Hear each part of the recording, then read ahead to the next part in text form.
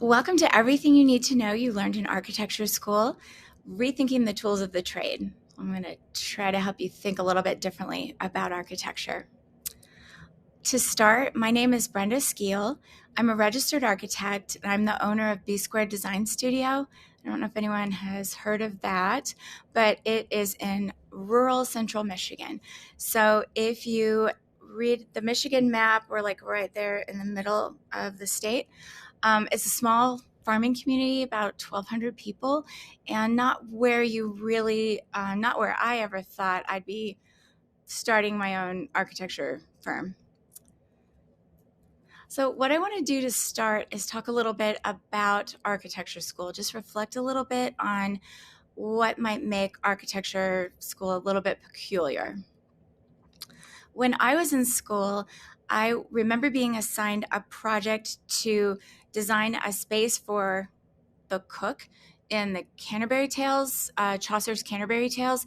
So I'd never read that before. I didn't know anything about this work. And so I had to read it, understand the cook's place in the whole story, and then design a space for the cook. Another project we had to roll some dice, and that was back in the day when we had newspapers. And so we'd have to count the dice and count down lines of newspaper and choose some part of an article to base a design around. And so a lot of head scratching projects is what I remember architecture school for, but it did help us learn how to think and how to take abstract information and translate it. So I'm building this talk on that type of thinking. We also worked on cardboard models and little study models. And so we'd use basswood and chipboard and any kind of modeling scraps, and we'd build using that. And I, for one, loved model building. I loved thinking about that cook in Chaucer or in Canterbury Tales and trying to figure out what kind of space I would design for that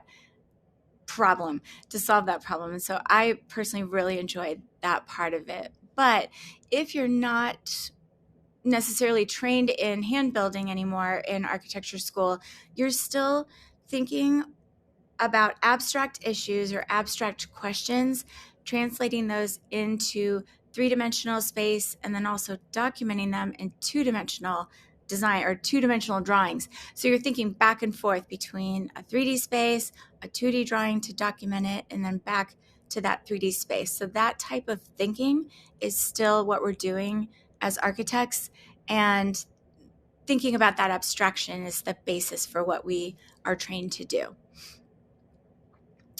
I'm wondering how often budget or cost to build was a priority in your architecture studio classes.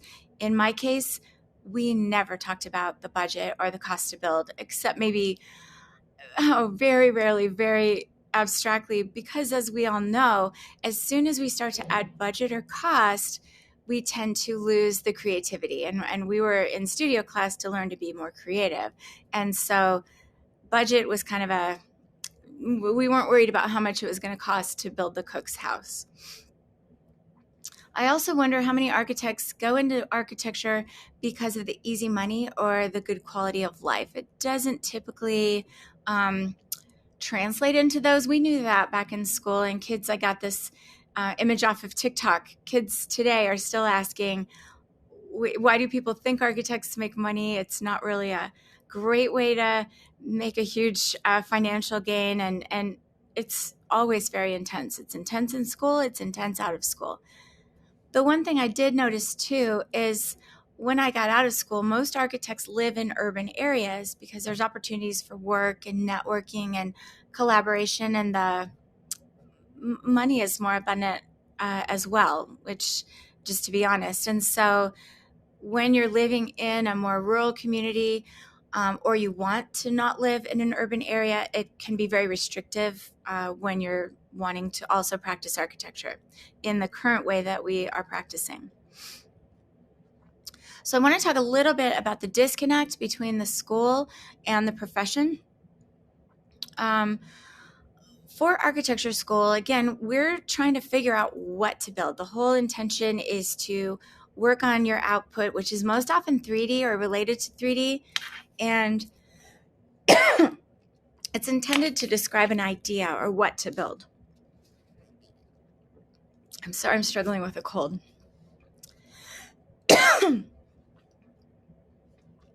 In the profession of architecture, then we're really spending our time documenting how to build. The documents we produce are large drawing sets, specifications, data sets, and they're intended to describe how the project will be built and to minimize liability.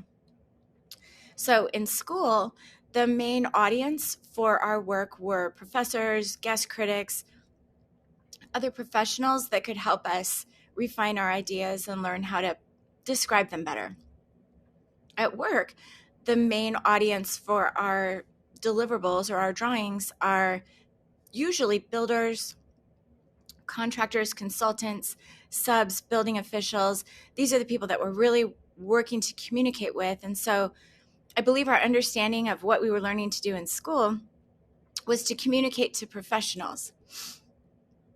And both of those audience understand, for the most part, how to read two-dimensional architectural drawings and think about those as three-dimensional constructions. Neither group is the client or the end user. So what I want to do is think about the tools that we learned. This is what I do in my practice.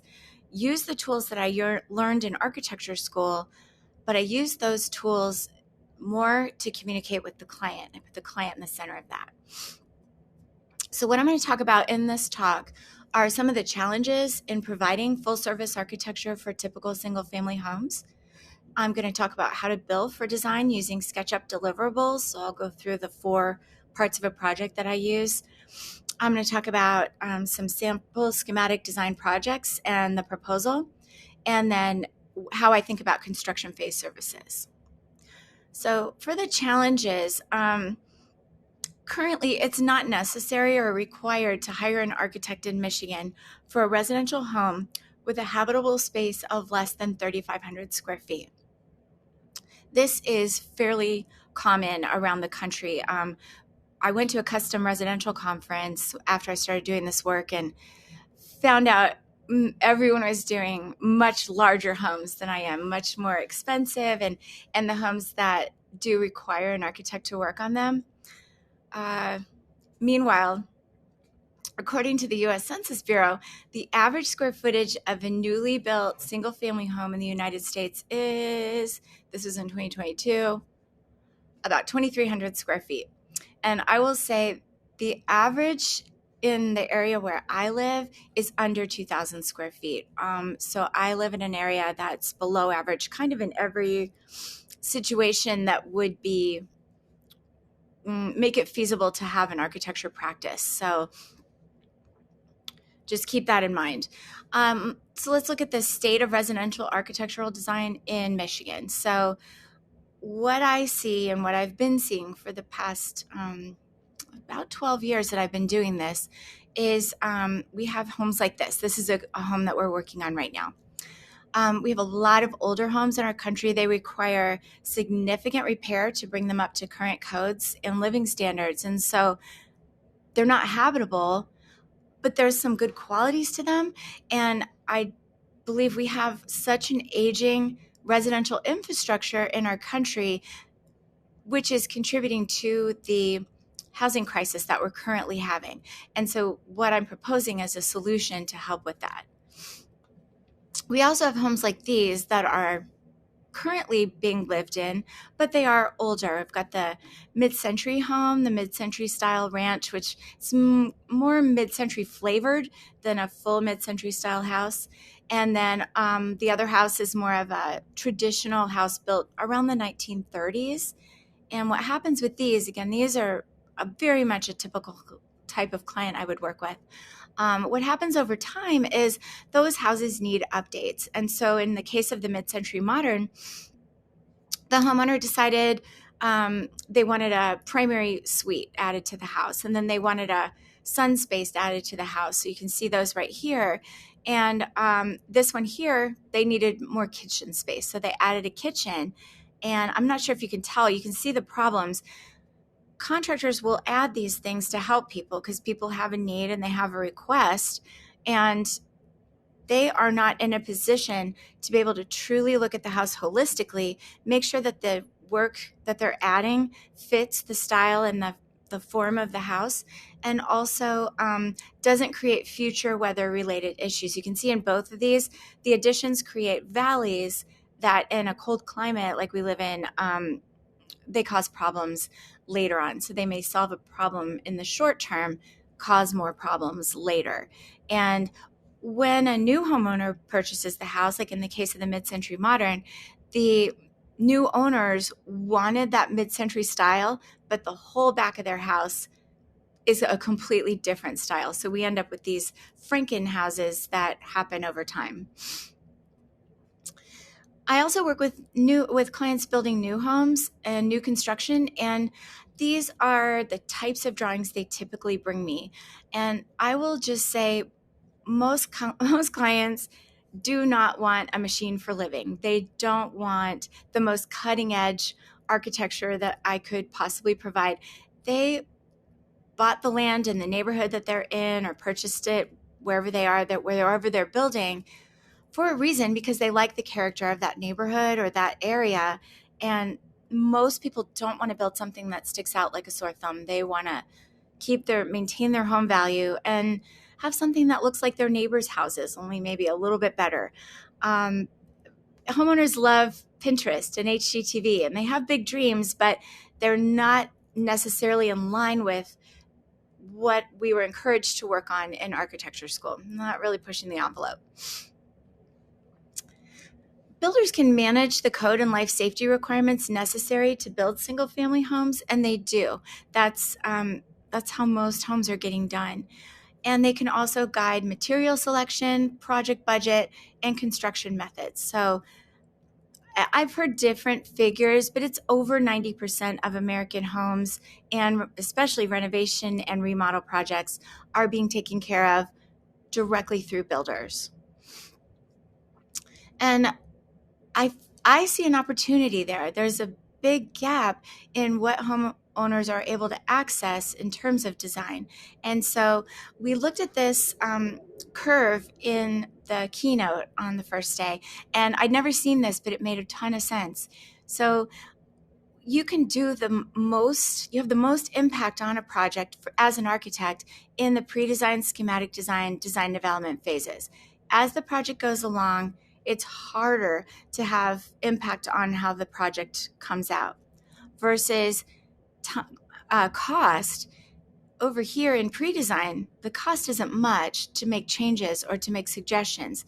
As you go through the project, changes cost more and more and more to make.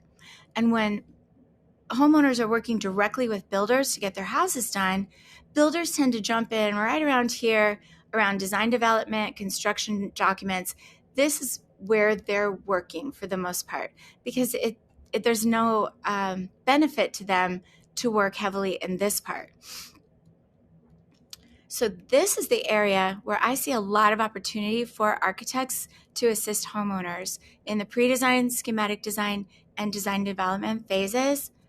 The problem is it's difficult to prove or quantify the value of hiring a professional because design is so difficult, again, to quantify versus, for example, we can prove that it's that we need a contractor. We can prove this part right here because it's construction documents and construction phase services. People are seeing that thick set of drawings and they're seeing something actually built. In the pre-design phase, research, it's difficult to show research. Design thinking, options, those types of things, very difficult to describe to a client. And so this is the area where I think architects can really, really help. Because of this situation, architects are excluded from the single-family home building process. And so I feel like we've underestimated the value of our training. And so this, again, is that unmet need. We understand space planning, and we can handle multi-dimensional design. We can handle it if one person in a couple wants something cozy and small and charming, and another person in the couple wants something spacious and big and with large windows and connected to the outdoors. We can kind of help to manage those requests into a way that fits the entire family. We can evaluate site conditions. We understand how the site works with a structure. And I see this all the time. One of my close friends has a home that was built on a beautiful site. It was built prior to her buying it, but built on this site, gorgeous views up a river. And the best view in her house is from her primary bathroom because the house wasn't sited properly. And so we can think about, where is the sun going to be? Where is the breeze going to be? If we're thinking about sustainability, we can think about efficiency. Can you build smaller? Can you build less and still get the function that you need? And long-term value, if clients are considering selling the house at some point, how are the changes they're making going to hold value and respect the original house? We can celebrate the human experience and culture, even just small, unusual parameters. I had a client who wanted a house with a slamming screen door. He wanted to kind of capture the feelings he had going to his own grandparents' house.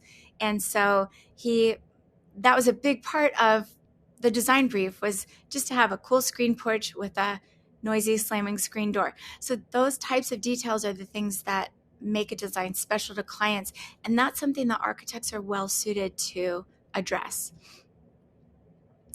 And just keep in mind, some clients can be just as complex as Chaucer or as random as rolling dice. And so that skill set, if you enjoyed that skill set in school, is really, really well suited to working with homeowners.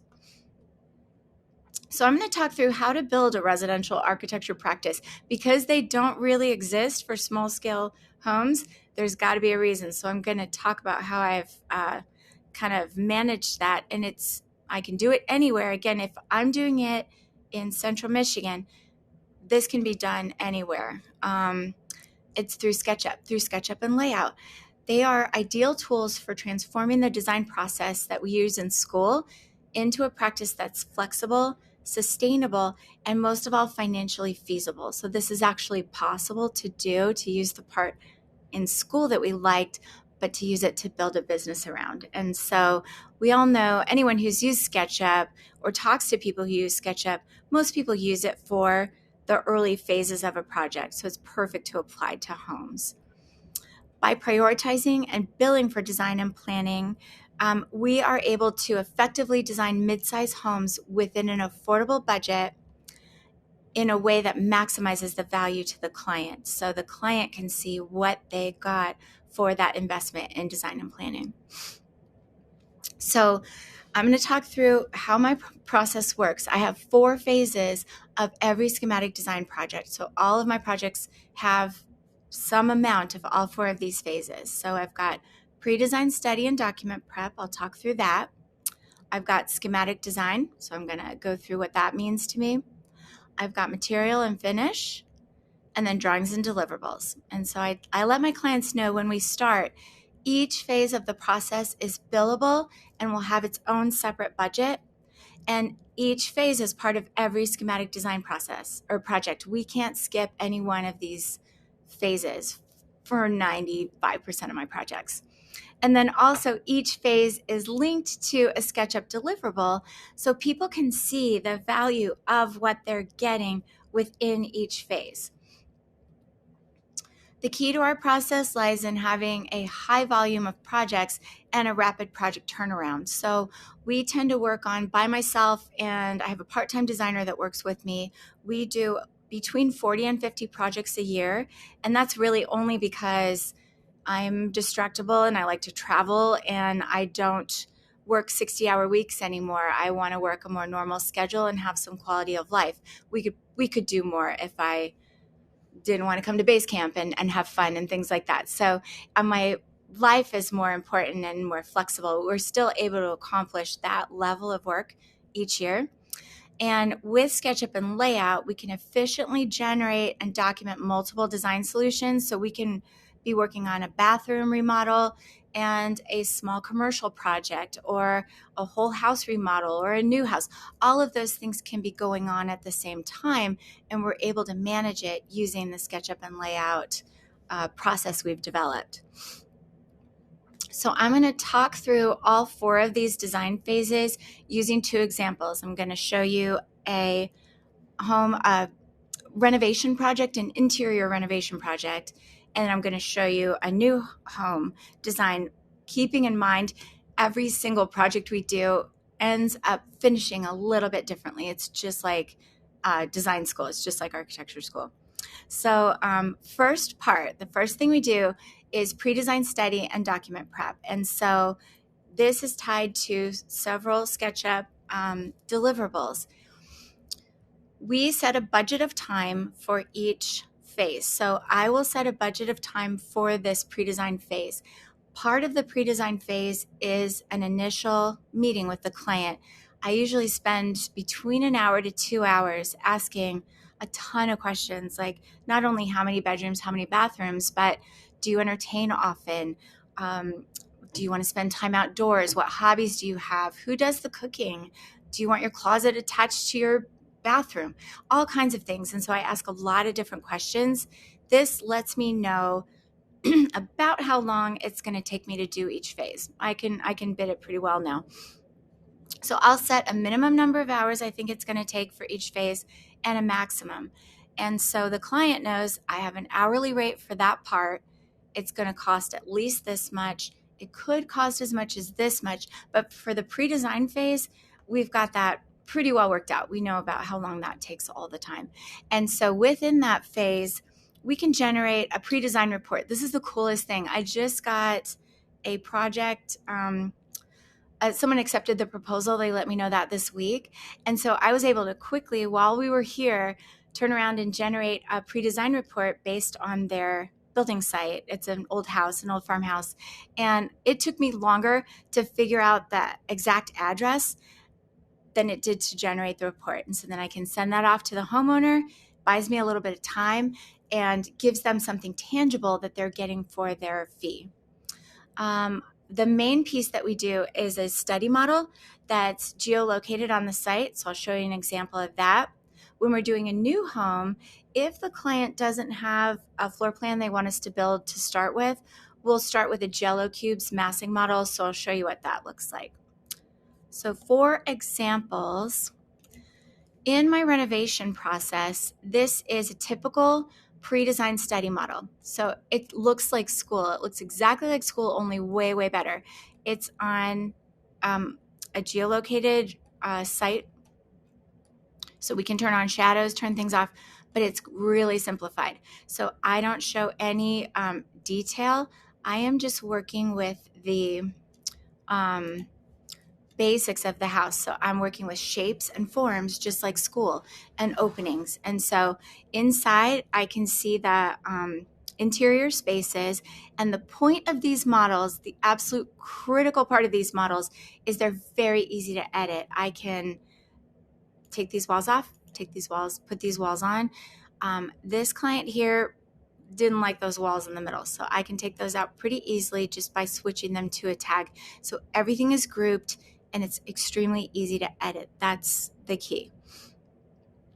For a new home project, we typically start, again, if we don't have a drawing to start with, this is how we'll start that. So I brought in a contour model of this site because I knew there was a pretty significant slope here and they're going to be on a river. Here's the road to the house. And what we do is we start with a set of Jello cubes. So it's basically a live bubble diagram that we can use to work out adjacencies. But what's so helpful is the fact that we can do this on an image of the building site. Because when you're on a river, this is just like my friend's house, when you're on a river, the best view isn't straight across.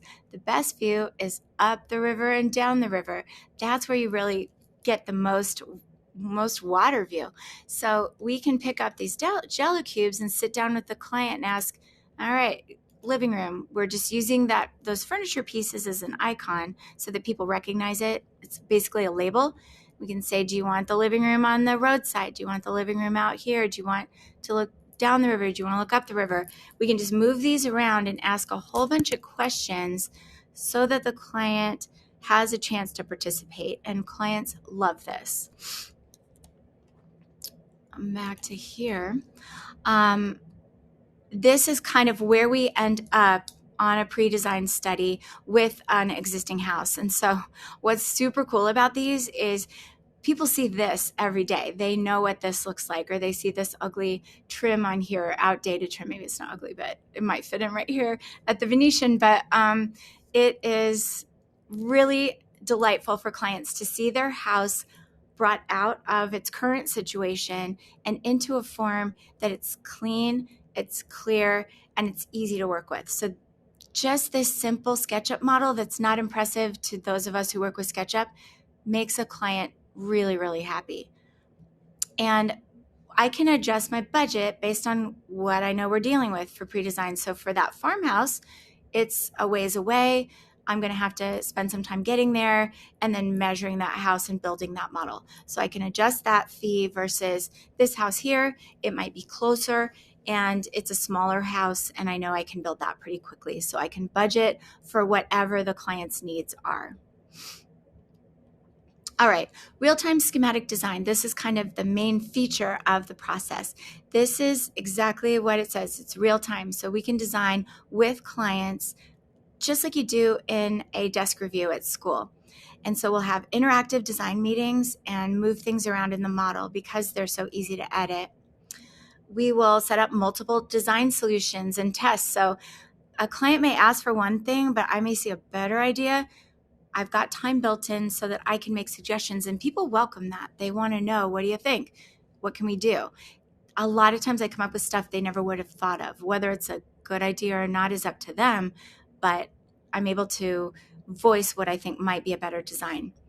And then after each meeting, we'll set up printable meeting notes using layout so we can send the client documentation after every meeting of where we're at with the floor plan and what's going on with the design.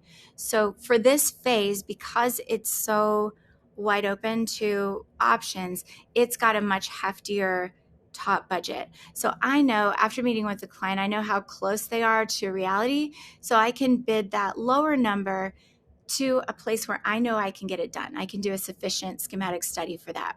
Then I have a ton of extra time in there because some clients want to see lots of solutions. So I had a client working on a kitchen, and she would check out books from the library. She just really wanted to do it, and she liked everything. So she'd check out books, do some sketches, send me her sketches. I'd build the model. She'd check out more books. I think she got a design education just working on her kitchen. And eventually we got to the top of her budget for this phase. And so at that point, we can have a conversation. I can say, look, we're at the top of your budget. What do you want to do?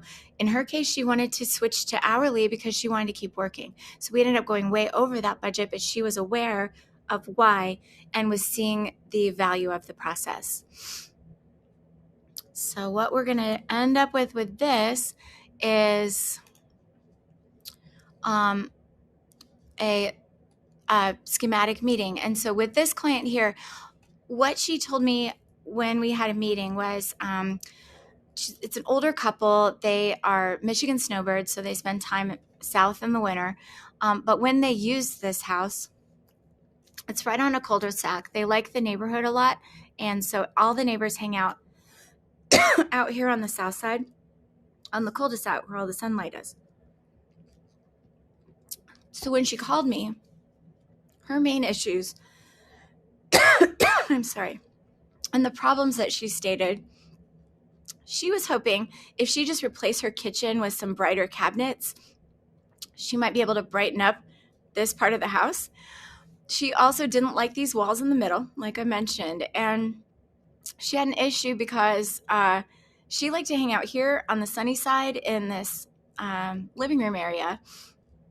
Her husband would sit back here and watch TV. This was usually his spot, and she felt like it was messy. You could see, I don't know if it was socks or I'm not sure what bothered her, but she didn't like seeing the mess back here in the corner. So that was uncovered during the interview.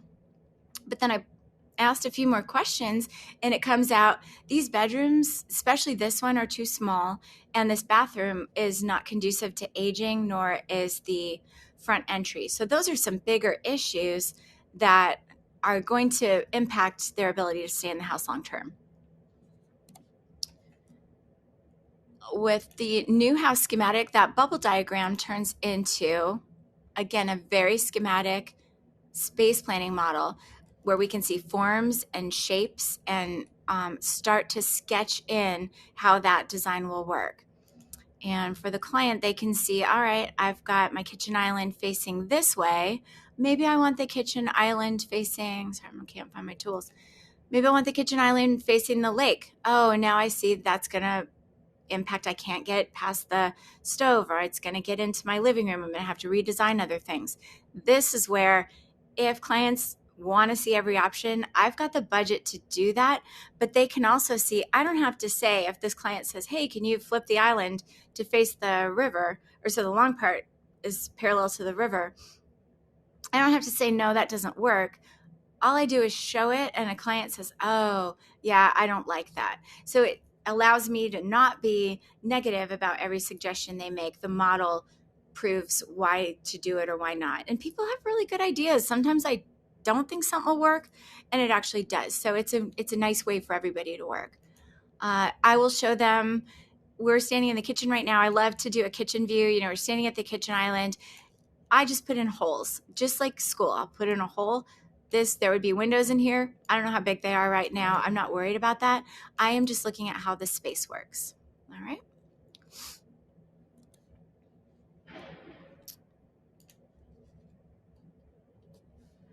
Okay, and what's really, really cool about this and working this way is, as we work together and we collaborate, we can see opportunities and we can see ideas. So this is a second floor of a little kind of a cottage we were doing for an older couple who were planning space on the second floor for their own children and grandchildren. So the second floor is supposed to be for the grandkids and the family, and the first floor is for the couple.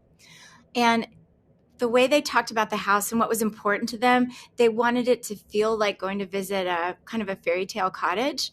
And I knew, talking to them, because they were budget sensitive, they weren't going to be able to afford a lot of the finishes that they were describing and things that would really build that charm in based on finish. But we saw a space between the two guest rooms and thought, you know what, we could capture that space and create a little playroom space here between the two bedrooms. They could store toys in there, and then the kids could have a little fairy tale window built in that would allow them to kind of call down to grandma or whatever. This was very exciting for the client, and this is all we needed to do. And I wouldn't have ever thought to do that, and the client wouldn't have even thought to ask for it unless we were working together on the model and we could see some opportunities and I could make some suggestions.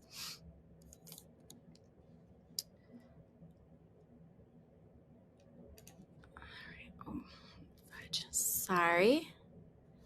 I did not realize I was still in my PowerPoint. There we go. So the third part of our process is material and finish. So we can't leave it looking like that white box for a contractor. That looks a little weird to a contractor. So I let homeowners know I need to do a minimum amount of finish. So I'll do a little bit of schematic exterior finish. I'll add some windows, some roof profiles, and a little bit of siding just to bring it out of that SketchUp look and more into reality. But sometimes people want special design features. The two projects I'm showing you both wanted a little bit more in terms of material and finish. So I typically bid this phase. I need to do this amount to make it look okay when I publish my construction set or my schematic set. But we have lots and lots of time, so I can sketch in other things that you want to see before we close out. So this is basically the client's budget to work with. I will also, again, send out printable meeting notes after each meeting. And a sample of what those look like is like this. So at the end of each meeting, I'll just send them, here's where we're at. And that way people can sketch, they can think, they can mentally move in and talk about it. How's everything going to work for them, and make sure that they're happy with the design. So moving into here on the renovation project, Let's go to the exterior.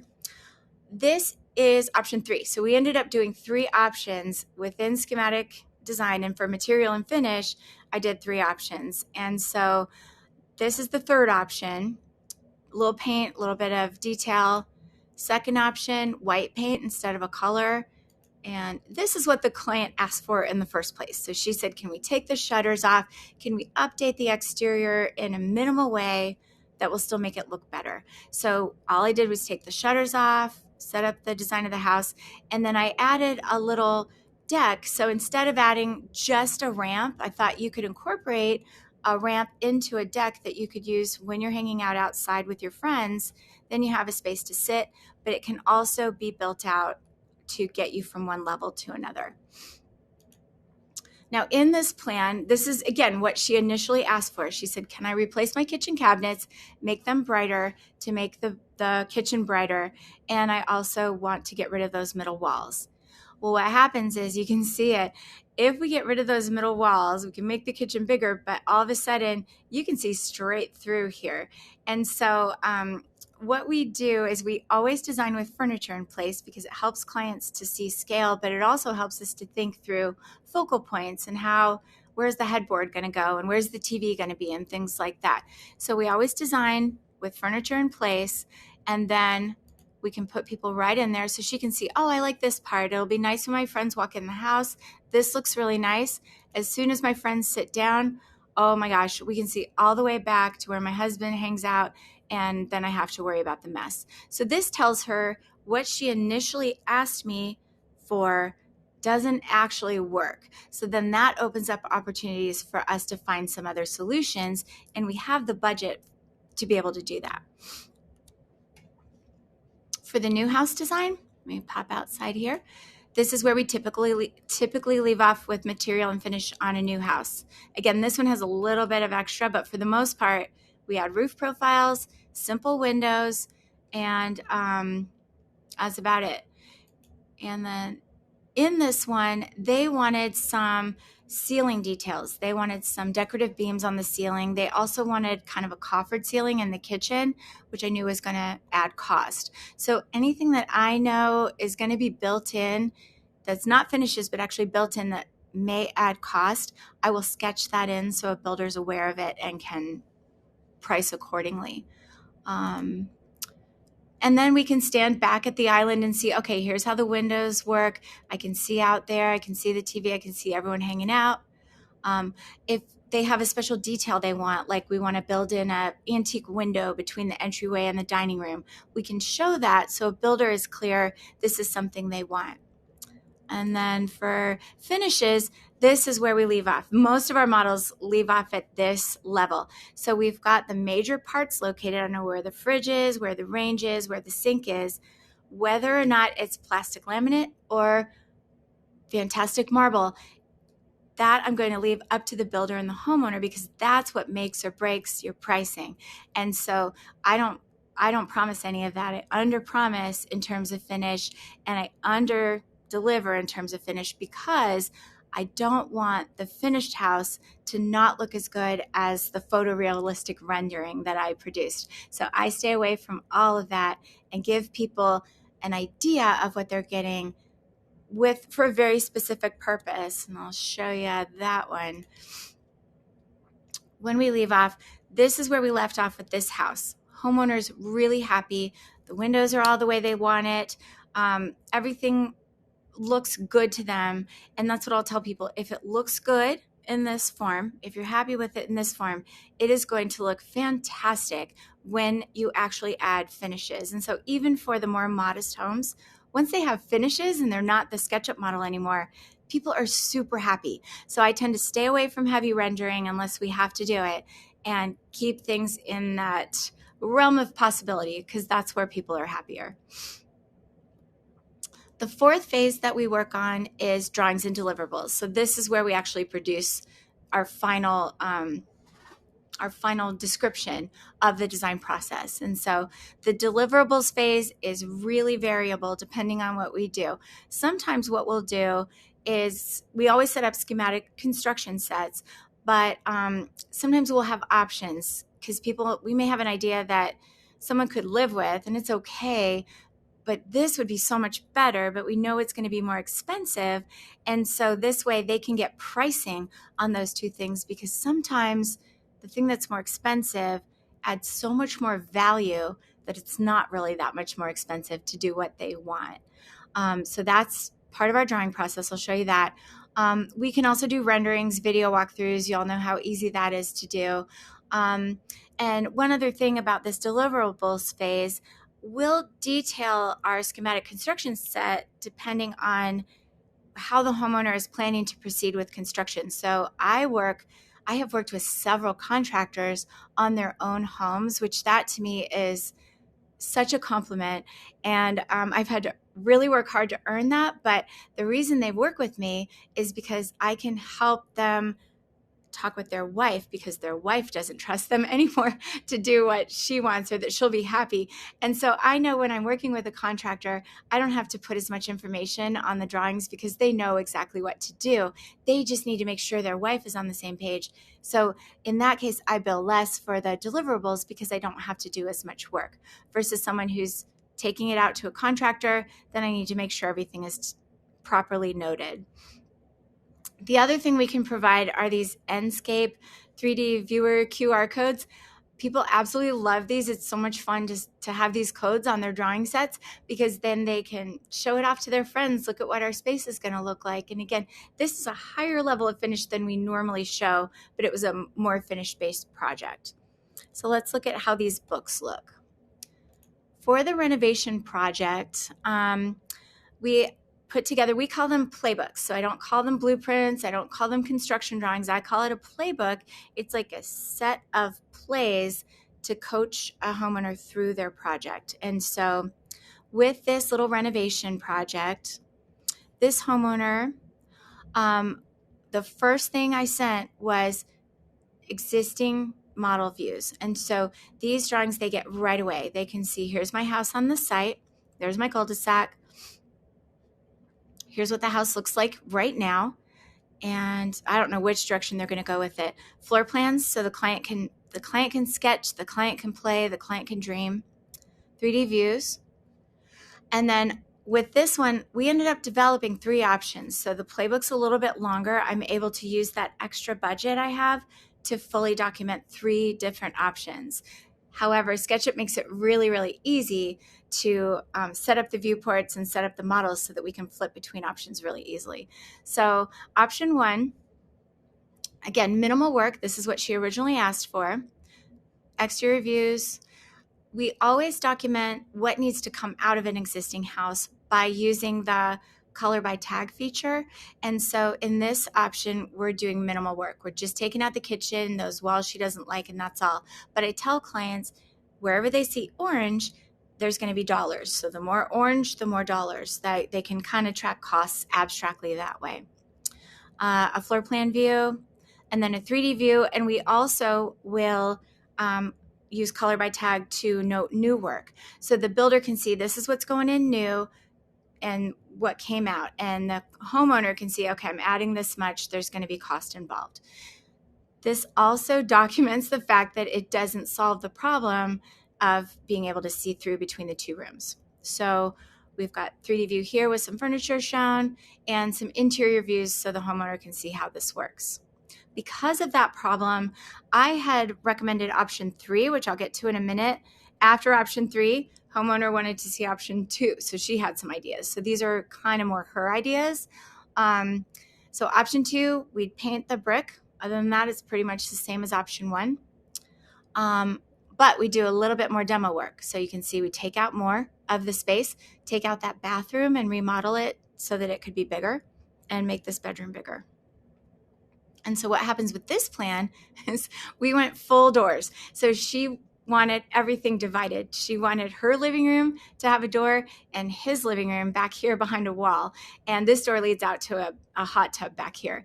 And so this is fully closing everything off and giving her a space where she can entertain and just kind of pretend the rest of the house doesn't exist.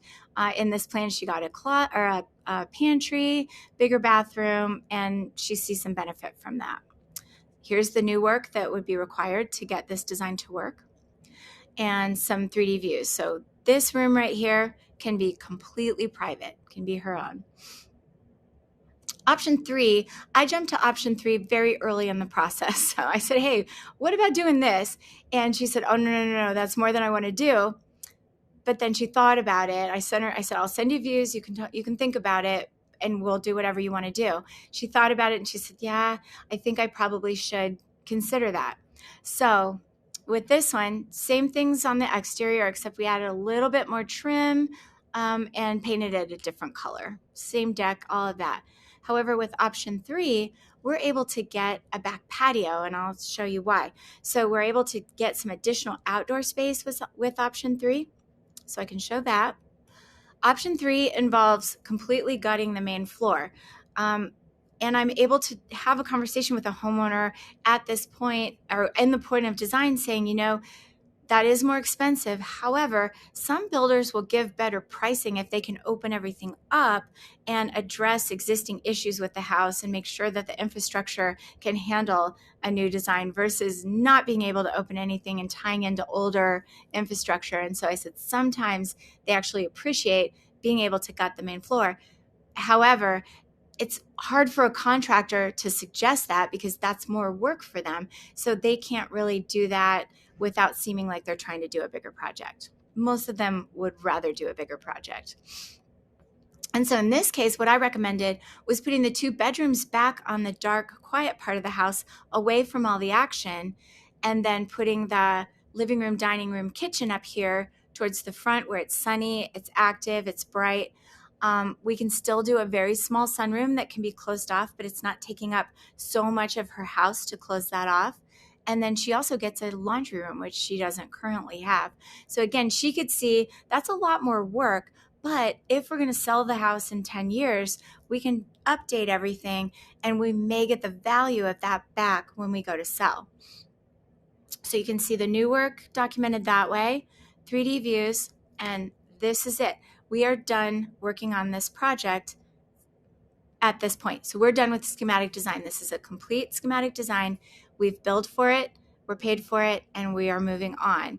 The homeowner has this book now to go and speak with contractors to try to decide which direction to go, to get pricing. Builders sometimes have suggestions. Those things can be addressed later once she has a builder to work with, because we work more collaboratively. So this one, that's all I did. That's all I may ever do. They may not do any work. They may decide it's too expensive. It doesn't matter. I still got paid for the work that I did. For the new house, this is a pretty standard set that we do for a new house. So it's got kind of a splashy cover page, and then site plans, schematic site plans, 3D views, schematic roof plan, but we don't call out materials or any construction. And that's the key, is not calling out construction unless you are working directly with the contractor. This one here was referred by a contractor, and this is the foundation and notes he wanted. I would not do this on one where I don't have a contractor already to work with, so I'm not exposed to any crazy construction ideas. So I don't get involved in construction until I have a builder to collaborate with. We'll do floor plans with dimensions to center line so that things are flexible.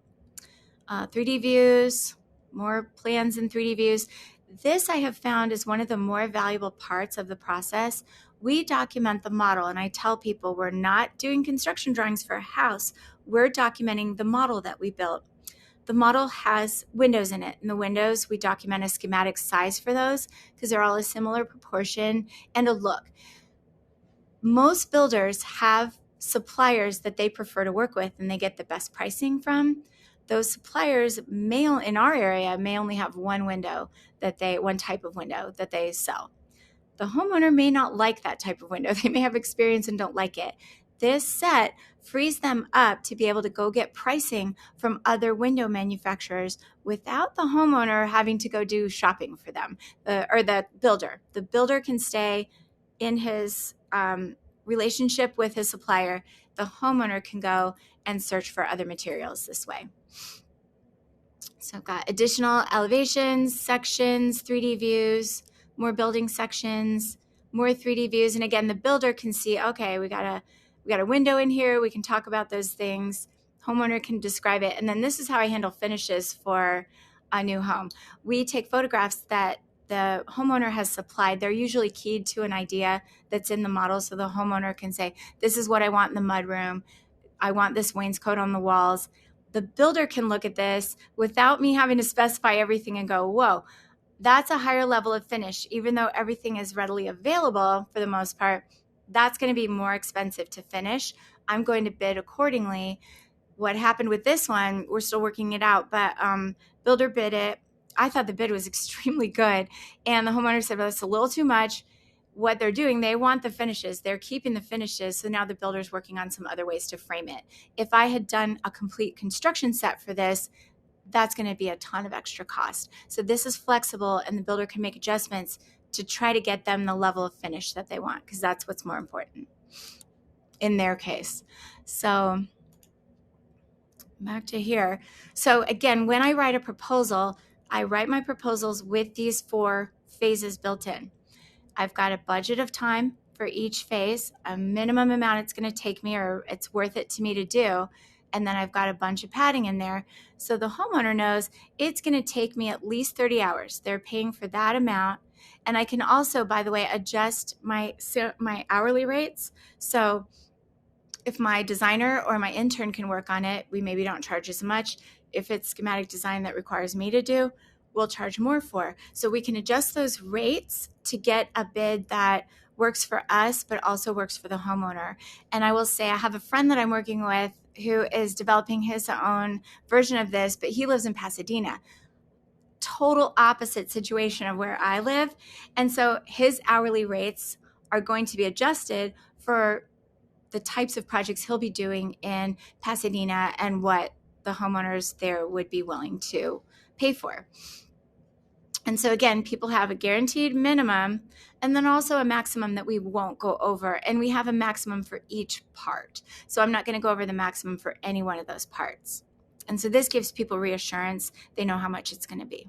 And I tell people, now that I've been doing this a long time, I tell them we're typically right around my base budget, because I know now how to budget it based on the interview. I know about how long I think it's going to take. And most projects, probably 80% of my projects, are right around that minimum amount. And so people are really happy because they see what they could be paying and they got in at the minimum. So they think, oh, we were easy and we didn't have to pay extra. And so it's really nice. For construction phase, because everyone's thinking, what do we do about construction? What do you do about construction? We can do construction drawings. As you know, SketchUp can do amazing construction drawings. We only want to do it if we can get paid for it and if we're not trying to read some contractor's mind.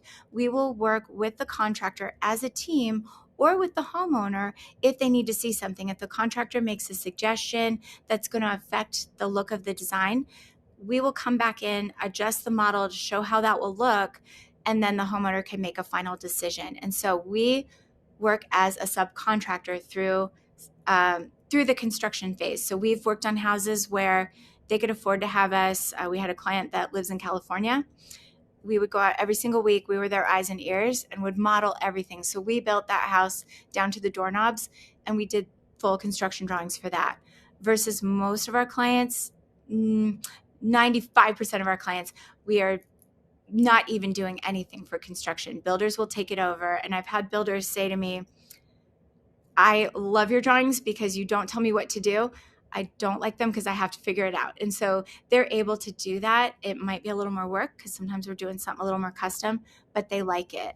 And the reason for this is the work is going to be performed by a contractor. The contractor is presumably licensed and insured, and they're going to be pulling the necessary building permits. Sometimes I have clients who want to do their own work. I am not going to do construction drawings for someone who's not licensed and not insured. So I don't get involved. I have a hard boundary on what I'm going to include in that set. If I do construction drawings, it has to be under a licensed builder. In the end, the contractor is also responsible for their bid, and they're going to be the one warranting the work. So let's say they bid the project one way. it's a pain for me to come in and say, oh, why'd you do it that way? Or why didn't you use that product I wanted you to use? I stay totally out of that, because I may have a product I love that the builder knows is going to be a complete pain for them down the road. So I stay out of all of that, and I just help moderate design questions. Once there is an agreement to build between the homeowner and a builder, so with that renovation project, once she has an agreement with a builder, then I told her I'll come in and do finishes with her all day long. So I can do that on an hourly basis and just help her put in finishes and help her figure out how the furniture looks. I'll help with anything. I just have to make sure it's billable and I have the time to do it. And so what happens, what's really my favorite part about this whole process, this is the best part, is we leave the drawings off right here. So this is the last I did for this house, was this this detail. And so you can tell there's not a lot of information there, but there's plenty of information there for the homeowner and the builder to finish out. So what happened is, here's the final. I just saw it a couple weeks ago. The homeowner probably has been in maybe a week now. So what happened is, they built this beautiful, charming little stained glass window. I have no idea where they found it. I don't know how long it would have taken me to find that. But between the homeowner and the builder, they knew what they wanted to do and they were able to do it. And then just before I came to the conference, this popped up on the builder's Facebook page. And so again, the homeowner had expressed a desire to have a hidden bookcase, and I thought, I'm not sure I'm going to saddle any builder with that. He'll do it. So he's super proud of this. I have no idea how he fits through that opening, so I think it's bigger than it looks in his video, but I haven't seen the bookcases. I've seen the window. And so he's super proud of this. He's promoting it as his work because it is, and it's a collaborative team project that we're all working on together. And so it's truly enjoyable to see what everybody brings to the table and what we can produce. And this gives a home that can't afford maybe all of the fancy finishes that they want, something charming and special and something to make it Grandma and Grandpa's home. So with that, I'm open to questions. If you have any questions from watching this video, you're welcome to send them to me. I'll get to them as soon as I can. And there's more information on our website, and I'd be happy to talk to any of you about doing this, because it's an extremely fun process and it really connects with the way we worked in school and the joy of being in architecture school. So thank you very much.